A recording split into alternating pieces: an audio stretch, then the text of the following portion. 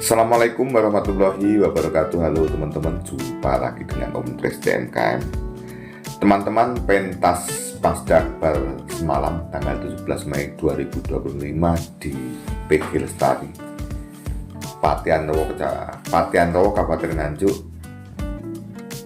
dengan lakon Tri Pomoka Wedar. Ternyata saya melihat-lihat di roomnya Sabrata, kemudian tadi saya mengupload di salah satu channel saya, ternyata memang termasuk kategori sukses. Terbukti banyak fan-fan yang memberikan komentar yang positif, yo seneng, yo terharu, yo menangis, dan lain sebagainya. Seperti itu teman-teman. Kemudian teman-teman, video ini yang ingin saya sampaikan apa? Video saya kemarin sebelum pentas itu kan memang ada informasi bahwa tidak menggunakan bintang tamu ya. Alasannya memfokuskan pada cerita wayang, karena ceritanya ada 3 cerita penting, yaitu tentang Sumantri, kemudian Kumbo Karno, dan Karno Basusino. Tetapi teman-teman, ternyata bahwa seorang Dalang sebagai seorang pimpinan daripada satu grup kesenian itu akhirnya punya keputusan. Ini yang saya telusuri tadi. Saya pikir itu kan limbukannya hanya sebentar, kemudian tidak goro-goro ya karena lakonnya padat. Ternyata tetap. Ini pertimbangannya apa? Ini perlu saya sampaikan teman-teman. Pertimbangannya begini, bahwa segmen hiburan ternyata kan penting. Perlu diketahui bahwa mayoritas penonton yang ada di sana itu menanti ini. Kalau ini dipunggel, rasanya kurang bijaksana. Kemudian Mazda ternyata sudah bisa menguasai. Sampai limbukan itu acaranya Sumantri Ngenger itu sudah sampai ke sini. Akhirnya bisa memprediksi.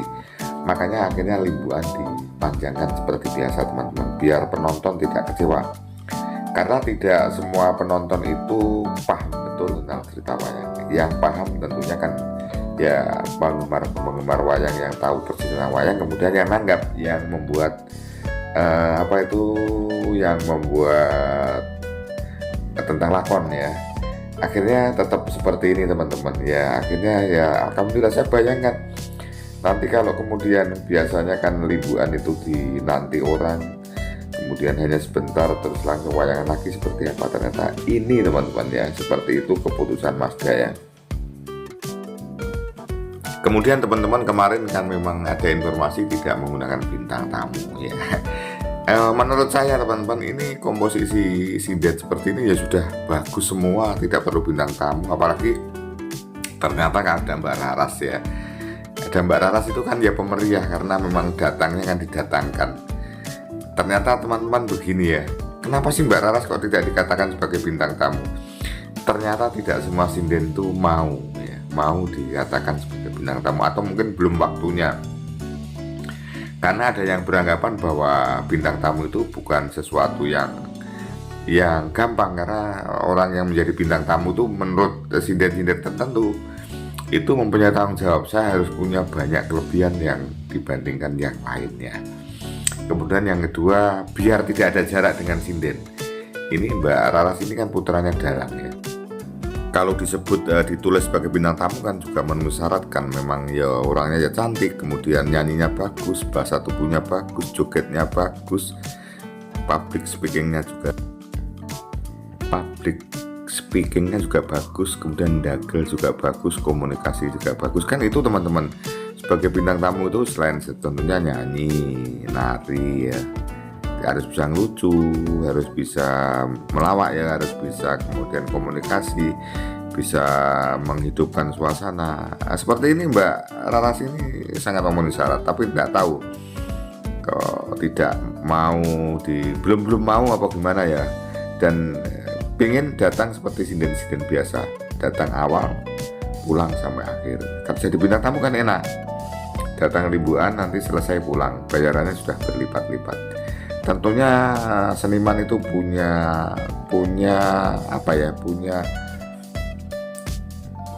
cara atau punya pendapat sendiri-sendiri. Kemudian teman-teman, kalau kita melihat komposisi seperti tadi malam, tentunya ini Astabrata menurut saya bingung. Untung ada Mbak Sinta dan ibunya ya. Lainnya adalah sinden-sinden tambahan ya.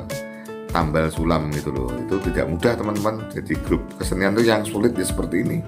Sinden-sinden yang biasanya ikut itu enak-enak, tidak mikir, ternyata tidak bisa ya. Seperti Mbak Enggar mungkin punya babaran, Mbak Sri Renek, terus siapa lagi tidak ada, ganti-ganti seperti itu loh.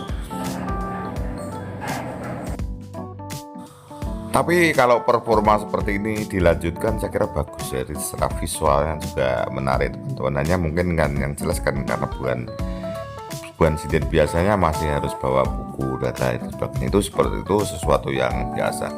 Yang jelas ya seperti itu sulitnya jadi grup kesenian itu dikala pentas enak-enak, banyak yang tidak bisa hadir, harus mencarikan ganti. Tentunya setelah ganti itu kan mesti harus komunikasi cacaannya nanti bagaimana, terus karena bukan sinden biasanya gending-gendingnya saling menyesuaikan seperti itu teman-teman.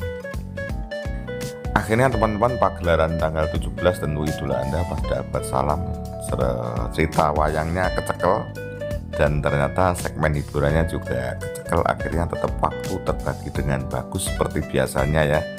Seperti biasanya yang semula digembur-gemburkan nanti cerita wayang yang penting, tetapi ternyata penonton di segmen hiburan itu juga harus sangat diperhatikan. Dan ternyata walaupun secara eksplisit bintang tamu tidak ada, di situ ada Mbak Raras dan sangat menghidupkan suasana. Juga sinden-sinden lain yang seperti kita lihat ini sangat potensial teman-teman ya. Ini memang harus sering di job gitu loh, gantian biar terbiasa mengerti akan cak-cakannya apa kebiasaan daripada dalangnya Mazda, sehingga akhirnya setiap pentas tetap lancar-lancar saja betul. Itu teman-teman yang bisa saya sampaikan ya. Terima kasih, sukses semua.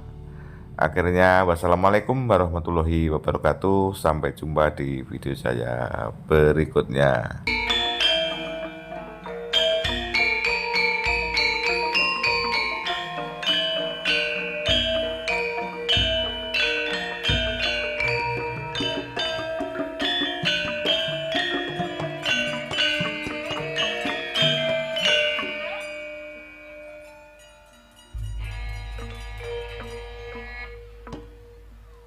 Rina wengi